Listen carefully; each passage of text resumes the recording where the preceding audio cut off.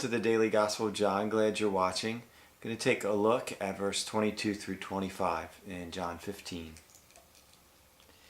If I had not come and spoken to them, they would not be guilty of sin. Now, however, they have no excuse for their sin. He who hates me hates my Father as well. If I had not done among them what no one else did, they would not be guilty of sin. But now they have seen these miracles, and yet they have hated both me and my Father. This is to fulfill what is written in their law. They hated me without reason. These Pharisees and Sadducees, whom Jesus spoke of here, hated him and ultimately had him nailed on a cross. The Son of God, the Word, become flesh. Now, supposedly they were all about the Word, the Old Testament scriptures, and many of them had memorized the Torah, and they knew that book inside out, and they used it as a club to beat people with, and they used it as a tool to manipulate and to hold on to their positions of power. In their own book, it says, God says of the leaders, these people are near to me with their lips, but their hearts are far from me. And God was fed up with their phony religion. Religion is a fine thing to hide behind for the greedy power brokers, just as any other position of power might become.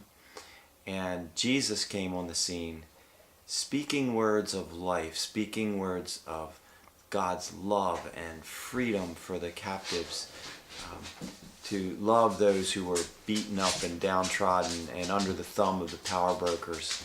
Jesus came and did miracles to give credibility to his awesome, life-giving words. And these men hated him all the more. The light that he brought, the light of truth, his being, his words, his miracles, all illuminated their lies, their power games, the evil that was within them. And rather than repenting, a few turned to him and followed him as Messiah, but for the most part, they hated him. And that's the way it is with light and darkness. Light exposes what is in the darkness. And once exposed, those who have been hiding in the darkness behind their religious cloaks can't hide there anymore. And so that's why Jesus says now they're fully guilty of sin.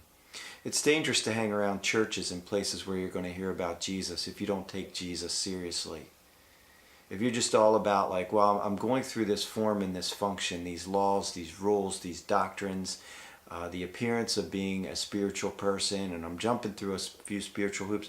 But this whole Jesus thing, come on, don't go overboard with that. And especially I don't want to really talk about Jesus outside of church, because we don't really talk about Jesus outside of church. I have to say, if that's you, you don't know him. You don't know him. You don't love him. And if you don't love him, you hate him.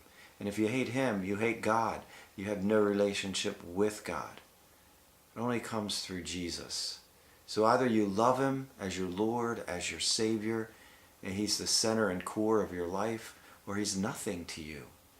And the more light that you hang around, the more guilt that you will carry on the judgment day. Remember, Jesus said, many will come and say, Lord, Lord, didn't we do all this religious stuff? And I'll say, depart from me, I never knew you.